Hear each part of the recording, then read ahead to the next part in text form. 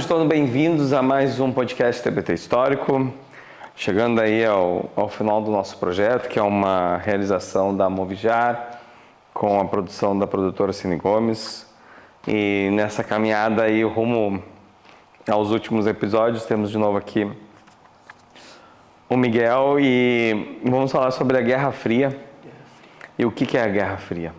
Esse embate entre Estados Unidos e União Soviética. Por que criou-se uma cortina de ferro entre o comunismo e o capitalismo? E assim foi do século XX. E é engraçado que hoje, século XXI, sem União Soviética, desde o século passado, ainda se debate muito sobre comunismo e capitalismo, ao invés de se debater problemas sociais e economia e política no geral. Nós temos, então, os Estados Unidos tentando comandar o lado ocidental e a União Soviética o lado oriental. E nós teremos alguns embates que não são no território deles, mas que eles estão ali assinando embaixo, que é a Guerra da Coreia, a Guerra do Vietnã e também as guerras que o próprio Israel participa, porque eles criam, então, o Estado de Israel pós Segunda Guerra Mundial. Com a assinatura dos Estados Unidos numa ONU onde tem 5 cadeiras cativas: Estados Unidos, China, União Soviética, Inglaterra. Então essas nações é que vão mandar, entre aspas, no mundo, num mundo polarizado da Guerra Fria. E primeira corrida foi a bomba atômica. Estados Unidos mostrou ao mundo as bombas atômicas, União Soviética depois conseguiu. Sim. Hoje Coreia do Norte, Irã, todos eles têm. Mas também é a corrida espacial, é a corrida tecnológica, é o armamento, são os espiões, até que cai a União Soviética e essa Guerra Fria também começa a se esvair, principalmente porque também cai o Muro de Berlim, aquela Berlim que foi separada, como falei no capítulo anterior, e também essa nova geopolítica pós-Guerra Fria é a que nós vivemos hoje, onde nós temos as guerras do Irã e do Iraque, nós temos as guerras do Afeganistão, e aparentemente parecia que tudo ficaria naquela região árabe, até que então cai a guerra da Ucrânia, onde tem o Putin querendo montar uma estrutura parecida e semelhante à época da União Soviética. E também temos, então, a Primavera Árabe, que são esses países como o Egito,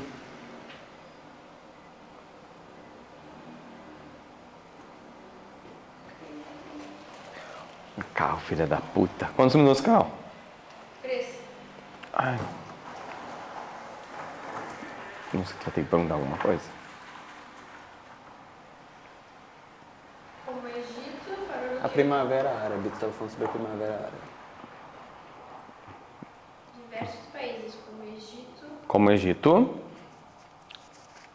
Aí cortou, né? Cortou, tu falou como o Egito e ficou um silêncio. Como o Egito, como a Síria e essas nações que tinham grandes ditaduras e acabam caindo uma por uma. E a última agora foi a da Síria. Então nós temos essa nova nomenclatura mundial com a participação, por exemplo, dos BRICS. Porque hoje a China é a grande economia mundial. Sim. E ela não quer mais vivenciar, e nem ela e nem outros países, principalmente da região da América e da África, aquele polo de controle norte-americano. Cuba é um grande exemplo. Ainda sofre todos os reflexos de uma Guerra Fria. Nós temos ali o Irã, o Iraque e até a questão da Coreia do Norte. As Coreias até hoje não... É o mesmo povo, é o mesmo país, só que 2 bandeiras. Sim. Então é complicado essa parte da Guerra Fria, porque já está com uma nova geopolítica. Sim, mas sobre aquela briga que teve para chegar na Lua, tipo assim, especificamente eu sei que cai muito em prova isso e pergunta sobre, tem toda uma questão em cima disso, porque é um tentando passar por cima do outro, né, para ver quem chega mais rápido. Voltando um pouco, tipo, como é que tu explica como é que funciona aquilo ali? Sempre os Estados Unidos esteve à frente, foi o primeiro. Depois disso, na União Soviética, não sei se é a União Soviética, mas chegaram lá também na Lua, né? Como é que foi aquele momento? Os norte-americanos foram os primeiros a pisar na Lua, mas os soviéticos foram os primeiros a chegar no espaço. Então essa corrida era sempre tentando chegar mais longe do que o outro. E isso foi investido muito dinheiro. E com a crise soviética, os Estados Unidos acabaram criando um protagonismo que até hoje a NASA tem. E nós vamos ver um Japão que foi derrotado, massacrado, criando uma nova perspectiva para chegar onde é hoje. O que o Japão fez? Ele investiu em nanotecnologia, que é algo que, com o advento da internet, muitos computadores precisavam desses chips e tudo mais. Vinha tudo do Japão, eles se especializaram nisso.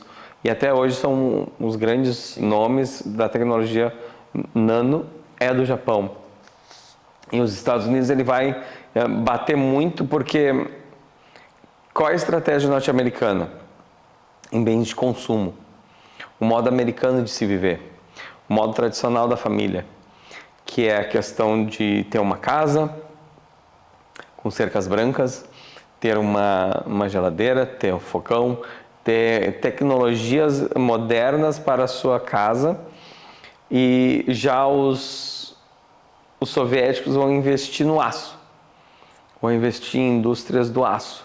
E é aí que eles acabam entrando em grande crise, até porque outras nações, porque a União das Repúblicas, outras repúblicas já querem absorver mais esse lado ocidental, vamos dizer assim, norte-americano de se viver, o capitalismo, do que propriamente a burocracia, que acaba sendo uma democracia de partido único. E isso faz com que a União Soviética enfrente muita corrupção. E era engraçado porque o povo tinha que viver sobre o comunismo, mas os grandes líderes viviam sobre o capitalismo. E aí o grande exemplo é Chernobyl, quando estoura Chernobyl na Ucrânia. Porque quem é que ia para Chernobyl? A alta patente da União Soviética, porque era uma cidade planejada, sim, era praia, eles ganhavam um bom salário. Então, quando diz assim, mas comunismo todo mundo ganha a mesma coisa. Não, todo mundo não ganha a mesma coisa. Todo mundo veste a mesma roupa. Não, todo mundo não veste a mesma roupa. Então, falta também muito estudo e muita... Ainda é um tópico bem sensível, assim, porque nem todo mundo... Principalmente no Brasil. E hoje nós temos o advento da tecnologia, como a internet e as fake news. Então, as pessoas vão para fake news em vez de pegar um livro. Sim.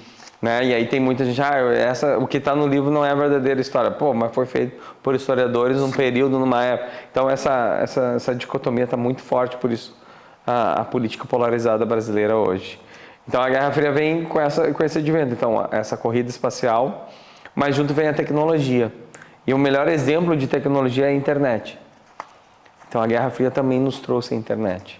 Tanto que em vários lugares do mundo que tem computador da Microsoft. São aparelhos... Foi um grande marco tecnológico, teve um grande avanço, né? Ir para a Lua ajudou a ter internet. Sim. A internet é um produto militar. Muitas coisas são produtos militares, mas isso não quer dizer que o militar ele precisa governar no lugar de um civil. Não dá para misturar cada poder no seu ambiente. Sim. Então é isso. Nos despedimos da Grande Guerra Fria. Nos vemos no próximo episódio. Até mais.